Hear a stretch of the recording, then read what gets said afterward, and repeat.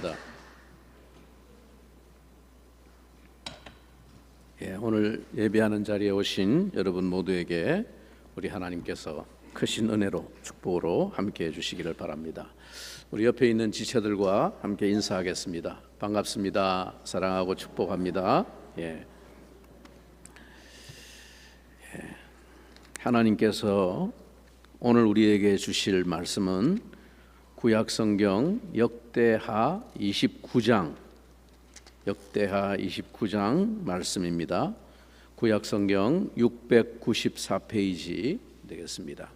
구약성경 694페이지 역대하 29장 1절부터 11절까지 제가 먼저 하나님의 말씀을 받들어 읽겠습니다. 히스기야가 왕위에 오를 때에 나이가 25세라 예루살렘에서 29년 동안 다스리니라. 그의 어머니의 이름은 아비야요 스가랴의 딸이더라. 히스기야가 그의 조상 다윗의 모든 행실과 같이 여호와 보시기에 정직하게 행하여 첫째 해 첫째 달에 여호와의 전 문들을 열고 수리하고 제사장들과 레위 사람들을 동쪽 광장에 모으고 그들에게 이르되 레위 사람들아 내 말을 들으라. 이제 너희는 성결하게 하고 또 너희 조상들의 하나님 여호와의 전을 성결하게 하여 그 더러운 것을 성소에서 없애라. 우리 조상들이 범죄하여 우리 하나님 여호와 보시기에 악을 행하여 하나님을 버리고 얼굴을 돌려 여호와의 성소를 등지고 또 낭실 문을 닫으며 등불을 끄고 성소에서 분향하지 아니하며 이스라엘의 하나님께 번제를 드리지 아니하므로 여호와께서 유다와 예루살렘에 진노하시고 내버리사 두려움과 놀람과 비웃음거리가 되게 하신 것을 너희가 똑똑히 보는 바라. 이로 말미암아 우리의 조상들이 칼에 엎드러지며 우리의 자녀와 아내들이 사로잡혔느니라. 이제 이스라엘의 하나님 여호와와 더불어 언약을 세워 그 맹렬한 노를 우리에게서 떠나게 할 마음이 내게 있노니 내 아들들아 이제는 게으르지 말라. 여호와께서 이미 너희를 택하사 그 앞에 서서 수종들어 그를 섬기며 분향하게 하셨느니라. 아멘. 오늘 다시 한번 이 히스기야 왕과 관련한 말씀을 전하려고 합니다. 이 히스기야 왕은 몇 차례 설교를 드렸습니다만 유다 왕국을 여호와의 신앙으로 개혁한 그런 왕으로 성경에 기록되었습니다. 유다 왕국의 20명 왕 가운데 다윗 왕을 제외하고 거의 다윗 왕처럼 하나님의 마음에 합한 칭찬을 받은 인정을 받은 신앙의 사람 왕은 히스기야밖에 없을 것입니다. 물론 몇몇 왕들이 조금 신앙적으로 했던 왕들이 있었지만 그렇게 전적으로 하나님 의지하고 신앙으로 살았던 나라를 다스렸던 왕은 다윗 시대 이후로 아마 히스기야가 손꼽히는 사람일 겁니다. 그는 왕이 되자마자 오늘 본문에 소개되어 있는 것처럼 여호와의 성전을 수리하는 새롭게 정화하는 일부터 시작을 했습니다. 그리고 다음으로 레위 자손을 성전에 불러 모은 후에 첫째 자신을 성결케 하고 다음으로 성전을 깨끗하게 하라고 그렇게 명령했습니다.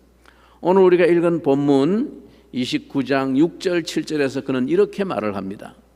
우리 조상들이 범죄하여 우리 하나님 여호와 보시기에 악을 행하여 하나님을 버리고 얼굴을 돌려 여호와의 성소를 등지고 또 낭실 문을 닫으며 등불을 끄고 성소에서 분향하지 아니하며 이스라엘의 하나님께 번제를 드리지 아니하므로. 자, 그렇게 되므로 그 결과 뒤에 이어지는 내용들이 뭡니까?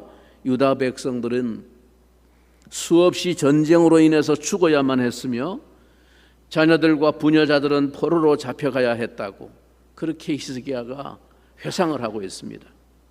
결과적으로 유다 왕국은 세상의 조롱거리가 되어버렸습니다. 그런 상황에서 히스기야가 왕국을 물려받은 왕이 된 겁니다.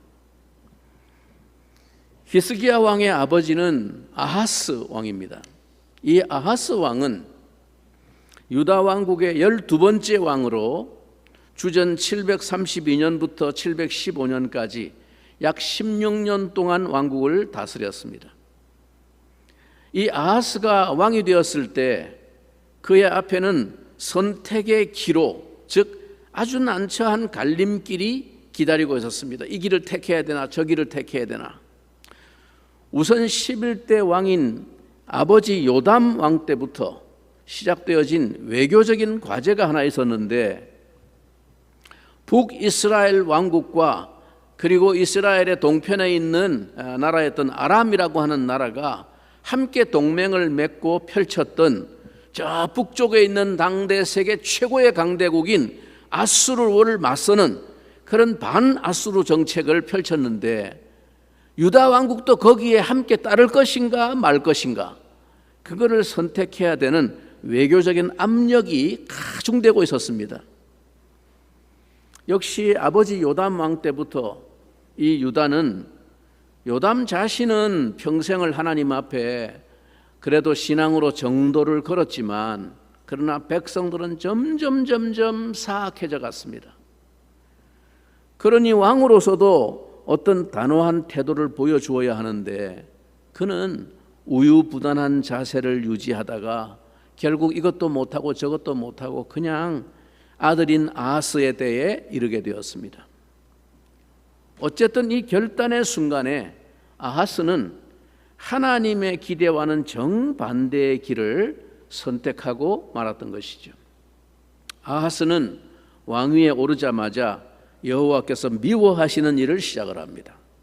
그는 바알 신상을 만들고 예루살렘 한켠에 있는 그 저주의 골짜기로 알려져 있는 흰놈의 아들 골짜기에서 우상 앞에 가서 분향하기도 하고, 심지어는 자기 자녀들을 태워서 우상의 제물로 바치기까지 했습니다. 아주 극악한 우상 숭배로 빠져들었던, 하나님을 등지고. 그래서 그가 왕위에 있던 시절에 이 유다 왕국은 그야말로 온 나라가 우상천지가 되어서 좀 푸른 나무가 있는 숲이면 어디든지 이방신의 신당이 들어서게 되었습니다. 그의 반여호와 신앙은 마침내 성전을, 하나님의 성전마저도 우상의 제단으로 개조하는 데 이르게 됩니다. 그는 다메섹 지방의 우상을 수입해다가 여호와의 성전에서 제사를 드리면서 이렇게 말을 했습니다. 앞에 역대하 28장에 보면 이런 구절이 있습니다. 28장 23절에 자기를 친 다메섹 신들에게 제사하여 이르되 아람 왕들의 신들이 그들을 도왔으니 나도 그 신에게 제사하여 나를 돕게 하리라. 당대에 이스라엘의 오른편에 있던, 동편에 있던 나름대로 굉장히 힘께나 쓰던 나라가 아람이라고 하는 나라인데, 이 아람 나라의 수도가 다메섹입니다. 지금으로 말하면 이스라엘 갈릴리 북동쪽에 있는 시리아, 늘 지금 전쟁이 끊이지 않고 있는 그 시리아 수도 다메섹입니다. 근데 그 다메섹의 신들에게 제사를 드리면서 하는 말이 뭡니까? 아람의 왕들의 신들이 그들을 도왔으니, 그 신이 힘이 있어갖고 그 왕들을 도와서 아람이 지금 이렇게 점점 강성한 나라가 되게 했으니 나도 앞으로 그 신에게 제사하여 나를 돕게 하리라. 그러나 그의 소망은 무참하게 배신당해서 그의 재위하던 시절에 유다는 북이스라엘과 아람 연합군에게 무려 20만에 이르는 포로를 내주기도 하고, 그 주변의 작은 나라들이었던, 옛날 같으면 이스라엘에게 숨도 못 쉬던 나라들이었습니다. 조공을 바치던 나라, 블레셋, 에돔, 이런 작은 나라들마저 이제는 보니까 유다가 별 볼 일 없거든요. 그러니까 유다를 침략해오고 지금 이런 지경까지 갔다는 것입니다. 자, 그런데 성경은 이런 모든 사건들이 우연히 일어난 것이 아니고 여호와의 징계 혹은 경고라고 단언을 합니다. 사실 이사야서를 보면 선지자 이사야마저도 아하스 왕에게 이런 하나님의 경고를 전달하기도 했던 것으로 기록하고 있습니다. 그러나 그는 이 모든 것들에도 불구하고 그 길을 돌이키지 않았습니다.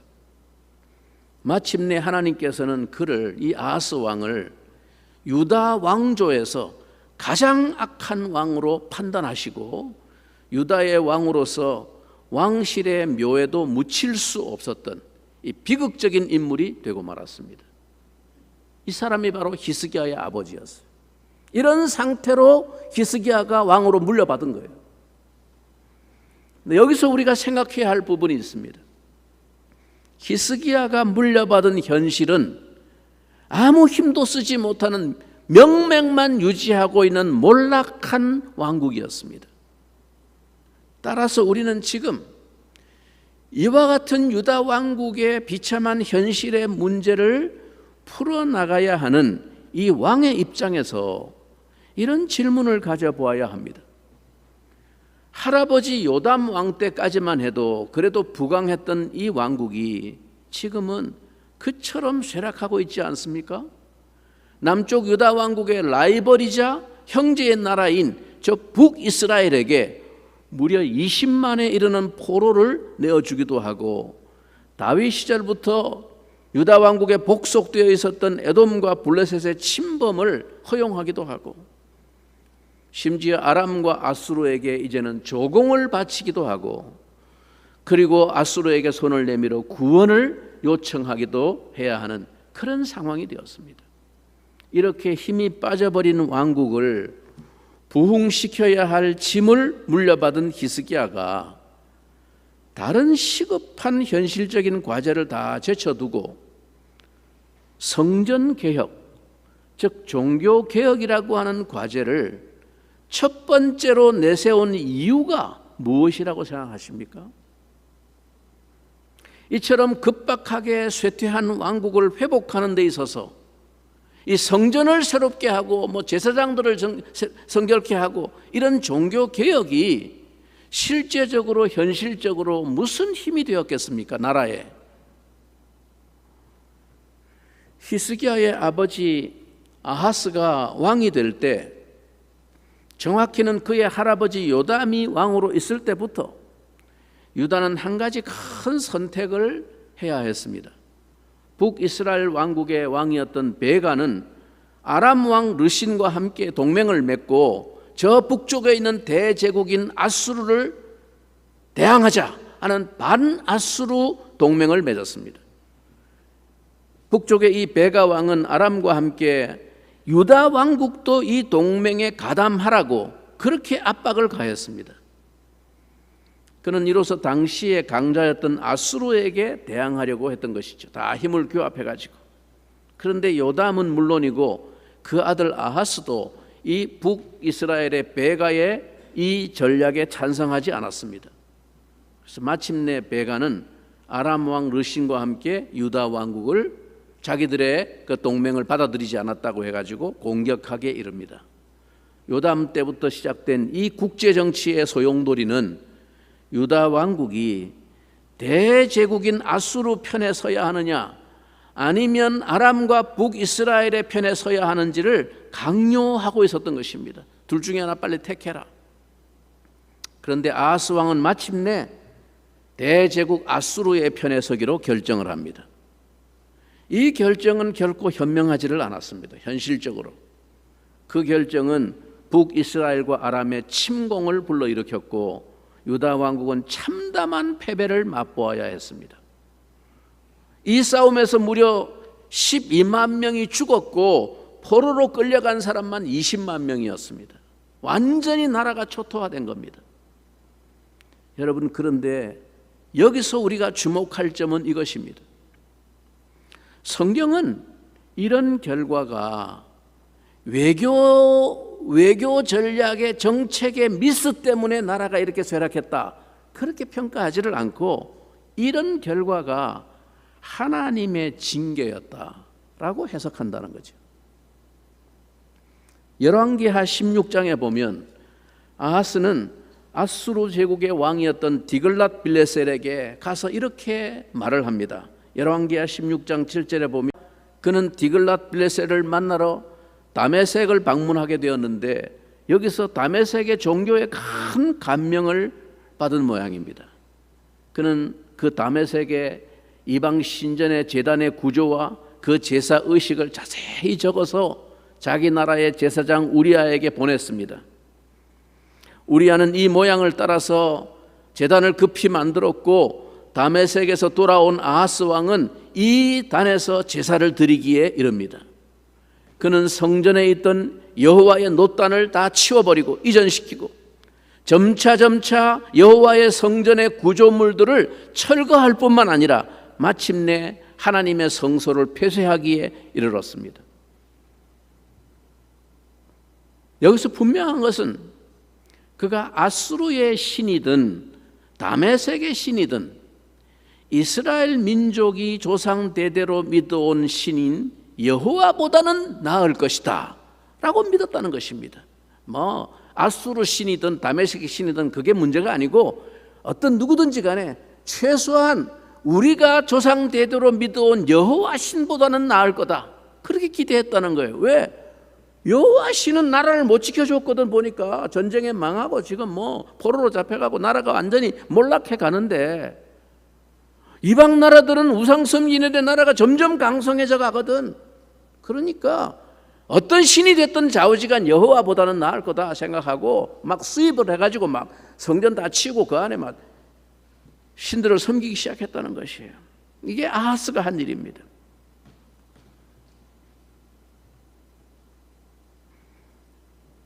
그러나 여러분, 오늘 본문이 기록하고 있는 역대하 28장에 보면 거듭해서 한 가지 사실을 강조합니다. 그가 그렇게 의지하고 믿었던 아수르도, 그가 기대했던 다메섹의 신도 모두 소용이 없었다는 것입니다. 하나님께서는 유다 왕국을 계속해서 치시고 약하게 하셔서 세상 사람들의 웃음거리가 되게 하셨습니다. 자, 이제는 히스기야가 종교개혁으로서 자신의 치세를 시작한 이유를 좀 더 가까이 들여다볼 수 있을 것입니다. 히스기야가 왕국을 부흥시키고자 했을 때 군사력이나 외교 전략에 의존해서 그렇게 하려고 하지 않았습니다. 히스기야는 왕이 되자마자 먼저 여호와 종교를 재정비하고자 했습니다. 왜죠? 우리도 잘 알다시피 여호와를 유일신으로 섬기는 신앙은 유다 왕국을 버티게 하는 근본적인 가치관이자 힘이었습니다. 그 아버지 아하스가 열강의 힘이나 이방신을 의지한 데 그치지 않고 성전을 회파하고 문을 닫게 만든 것은 유다 왕국과 그 백성들의 정체성을 뿌리로부터 파괴하는 행위였습니다. 그러므로 히스기야가 종교 개혁으로부터 자신의 과업을 시작하려 한 것은 아버지가 심대하게 흔들어 놓았던 유다 왕국의 존재 근거를 근본적으로 회복하려는 조치였다는 것입니다.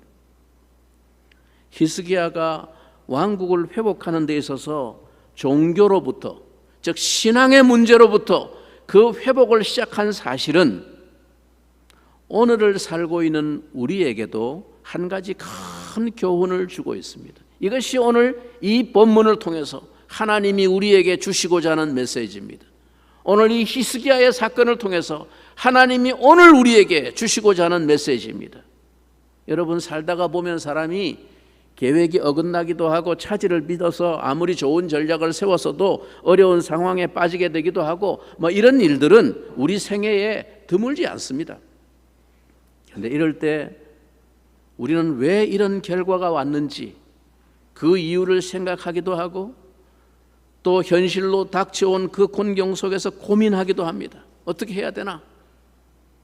그런데 소위 우리 믿는 사람들은 이럴 때 아주 희한한 말을 하곤 합니다. 그런 어려움을 만나가지고 어찌할 바를 모르게 되면 우리가 제일 쉽게 하는 말이 뭡니까? 기도해. 기도해. 그렇게 말합니다.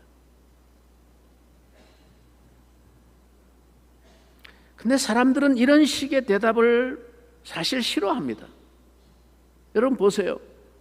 지금 내가 괴로워하고 고통하는 문제가 너무 분명하지 않습니까?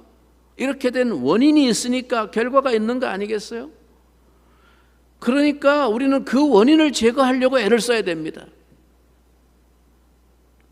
동맹을 잘못 맺었든지 외교가 잘못됐든지 그럼 그걸 고치면 해결된다고 생각하고 그걸 자꾸 하려고 합니다. 그런데 기도가 그런 일에 도움이 되겠습니까? 기도한다고 갑자기 상황이 달라집니까? 젊은 시절에 저도 역시 이런 생각을 했던 때가 많습니다. 교인들이 습관적으로 말끝마다 남 어려운 일 당했는데 한다는 말이 기도해라, 이런 소리가 그야말로 왕재수처럼 거부감으로 느껴질 때가 많았어요. 네가 내 사정을 아나? 하지만 여러분, 인생을 살다 보니까 이런 일 저런 일을 겪어본 지금에 와서 저는 이 밤맛 없는 충고가 넉넉히 이해가 됩니다. 정말 우리는 인생과 교회의 위기 앞에서 그 무엇보다 우선해서 기도해야 합니다.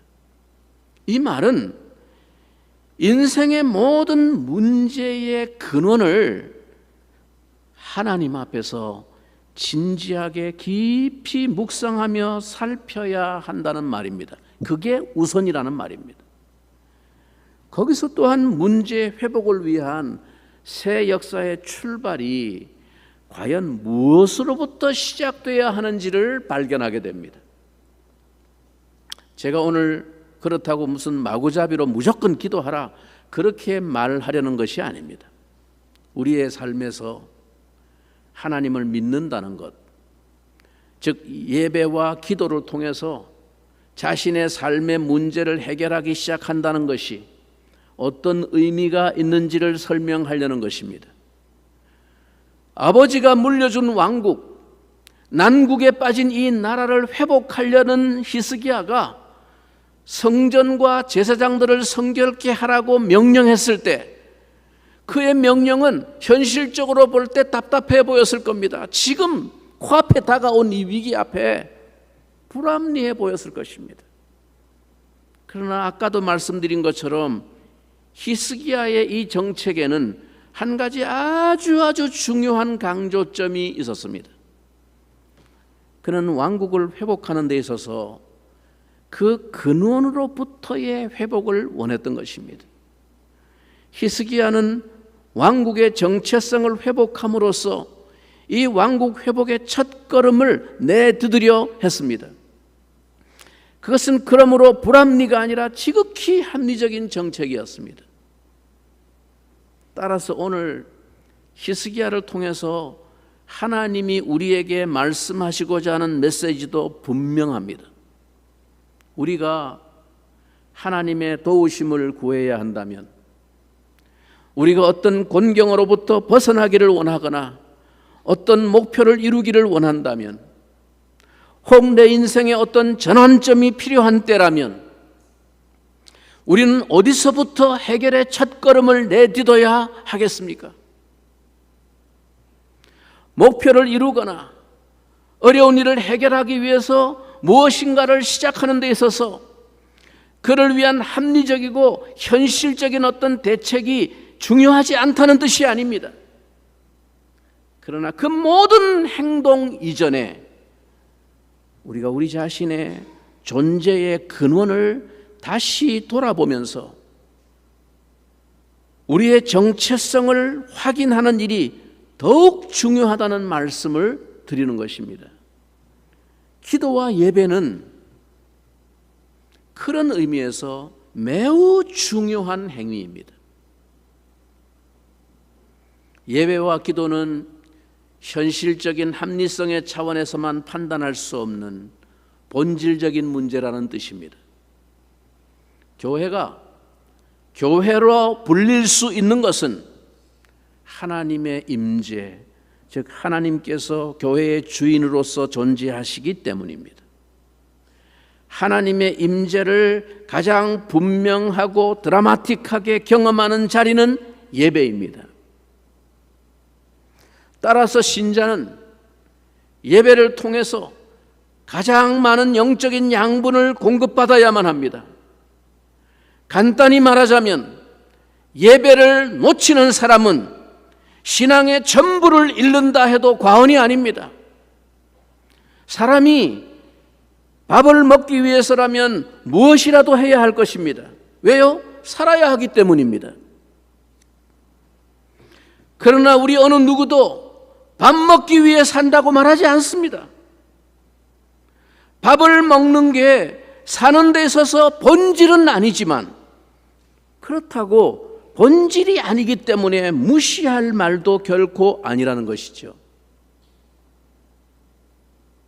신앙에도 마찬가지로 신자가 그를 위해 치러야 할 대가가 있습니다. 그리고 그 대가는 자신이 그것을 중요하게 생각하고 있음을 인정하는, 다시 말해서 믿음을 위해서 치러야 할 가격이라는 것입니다. 우리가 주님의 제자라는 사실, 우리가 받은 은혜를 감사하기 위해서 주님의 교회를 섬겨야 한다는 사실, 그리고 주님의 교회를 섬기기 위해서라면 우리의 시간과 물질이라도 기꺼이 투자해야 한다는 사실을 확인하고자 하는 것입니다. 여러분, 교회에 나오지 않고서는 하나님을 믿을 수 없습니까? 헌금하지 않고서도 하나님을 향한 우리의 사랑을 표현할 수 없을까요? 기도하지 않아도 하나님께서 도와주실 수는 없을까요? 우리의 사정을 다 아시는 하나님께서. 예배하지 않고서도 하나님의 존재를 느낄 수 있지 않겠습니까? 굳이 예배 시간에 늦지 않아야만 내가 하나님의 백성임을 입증할 수 있는 겁니까? 이웃을 구원하는 것이 얼마나 중요한 일인지 알고 있지만, 그러나 그렇다고 꼭 제가 전도를 해야만 그게 증명됩니까?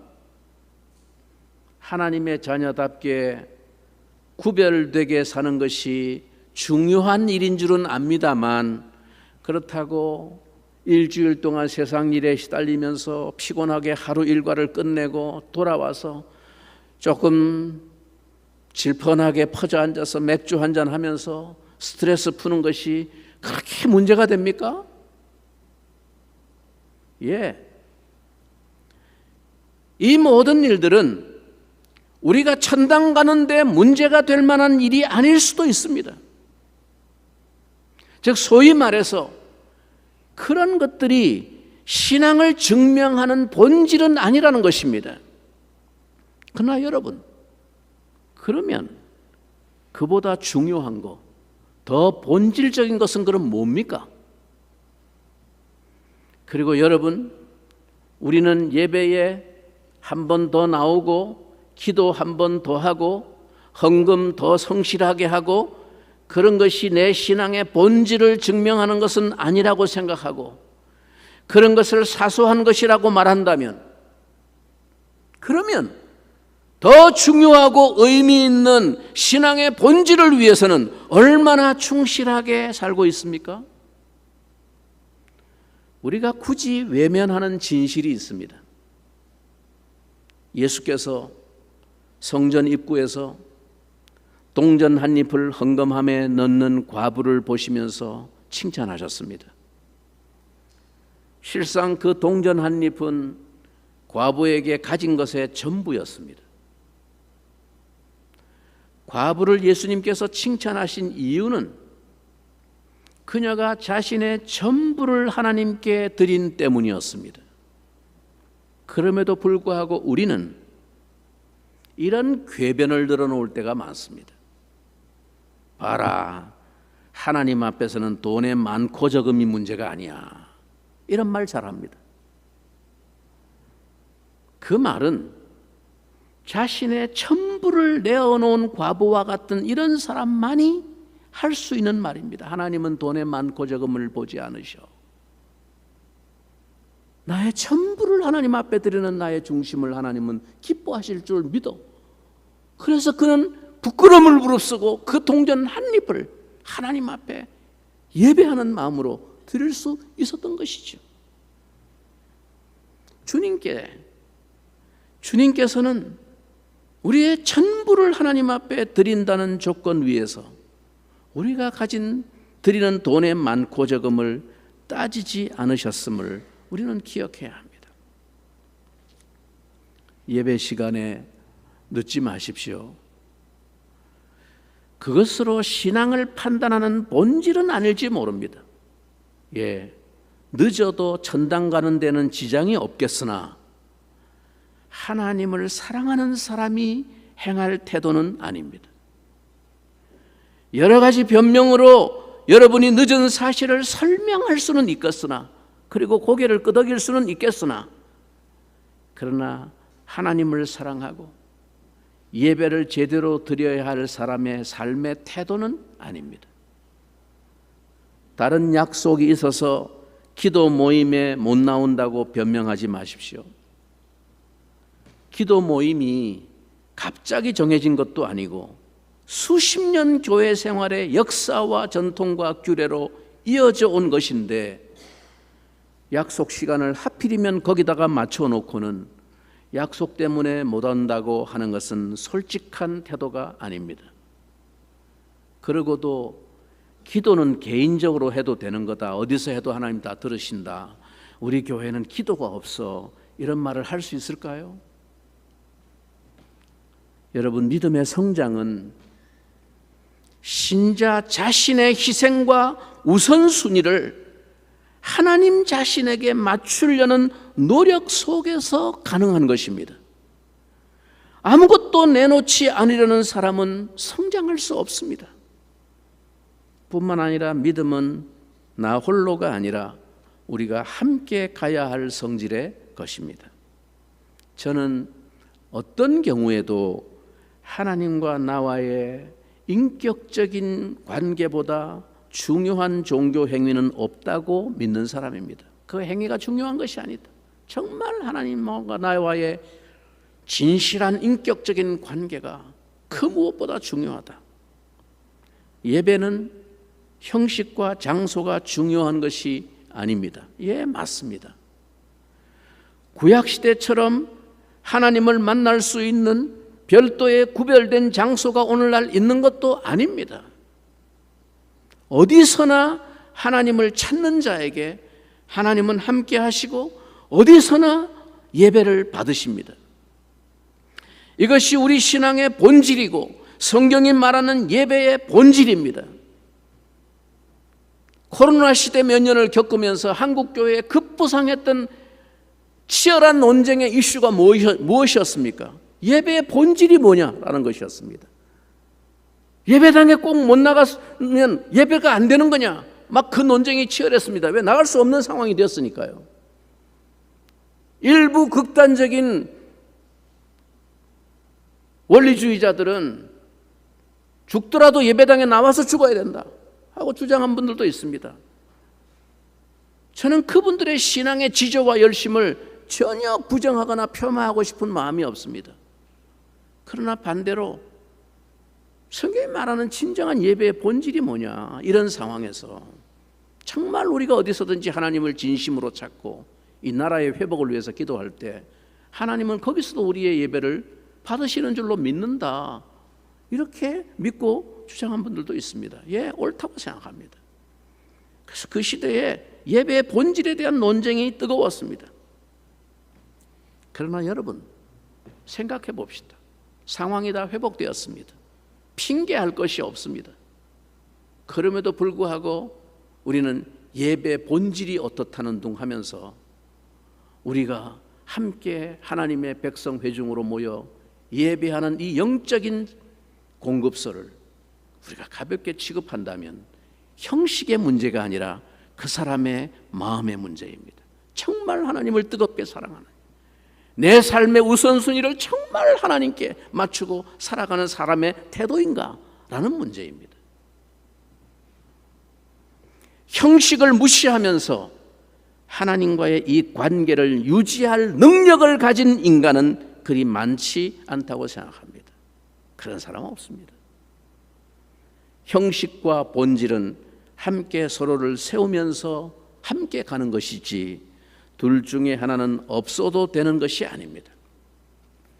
어떤 목사님께서 예배에 목숨을 걸다 라는 책을 쓰셨습니다. 아마 들어보신 분도 있을 겁니다. 예배에 목숨을 걸어라. 예배가 뭐라고 예배에 목숨을 걸어야 하겠습니까?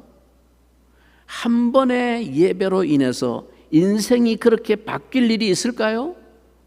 예배 한 번 나왔다고 너는 천국, 예배 한 번 빠졌다고 너는 지옥. 하나님께서 그 예배 한 번을 가지고 우리 인생을 바꾸는, 그렇게 하나님이 야박하시겠습니까? 그러나 주님께서 이렇게 말씀하셨습니다. 누구든지 사람 앞에서 나를 시인하면 나도 하늘에 계신 내 아버지 앞에서 저를 시인할 것이요. 무슨 말입니까? 주님의 원칙이 여기에 있습니다. 너희가 나를 존중하는 만큼 나도 너희를 존중하겠다는 것입니다. 사람 앞에서 나를 드러내고 중요하게 선택하는 만큼 나도 그 사람을 중요하게 여기겠다는 말입니다. 선택에는 반드시 가치 판단이 개입되어 있습니다. 사람은 언제나 자기에게 중요한 것을 선택한다는 것이죠. 단 한 번의 예배까지 목숨을 걸고 선택하는 자녀를, 즉 그렇게까지 하나님을 가장 소중히 여기는 자녀를 하나님께서 못 본 척 하실까요? 처음부터 지금까지 거듭 제가 강조하는 것은 이것입니다. 우리가 하나님의 것에 최우선의 순위를 두면 하나님께서도 우리를 책임져 주실 터인데, 이 멋진 하나님을 놔두고 이 기가 막힌 믿음의 도리를 놓치는 것이 너무 안타까운 말씀입니다. 매우 투박하게 표현하자면 여러분, 믿음은 모 아니면 도입니다. 그게 믿음이에요. 즉 삶과 죽음이 극과 극이듯이 믿음의 선택도 그러합니다. 주께서 뭐라고 말씀하셨습니까? 너희가 차든지 덥든지 하라고 말씀하신 것은 우리의 믿음이 어중간해서는 천국의 기쁨을 제대로 맛볼 수도, 그렇다고 세상의 쾌락을 마음껏 즐기지도 못하는 어정쩡한 딱한 사람이 될 것임을 경고하신 것입니다. 기도에 목숨을 거세요. 예배에 목숨을 거세요. 그리고 나서야 주께서 은밀하게 숨겨놓으신 평강과 기쁨이 여러분을 맞이하게 될 것입니다. 사랑하는 여러분, 이런 이야기는 우리가 때때로 나태해지지 않기 위해서, 긴장 속에 믿음의 기본을 다시 회복하고 유지하기 위해서 1년에 한두 번이라도 들어야 하는 이야기입니다. 오늘의 말씀이 단순히 예배 늦지 마라, 교회 봉사 열심히 하라, 그런 뜻으로만 들린다면 그것은 결코 말씀의 핵심이 아닙니다. 대충 해서 되는 것은 없습니다. 믿음 역시 그러합니다. 우리가 투자하는 만큼 믿음도 깊이를 더하는 법입니다. 우리 모두가 각자의 신앙생활을 돌아보았으면 좋겠습니다.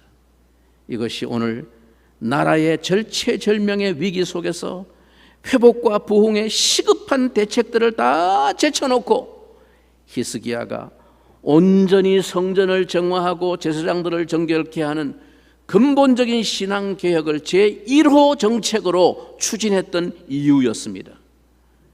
내 인생의 회복과 교회의 세연,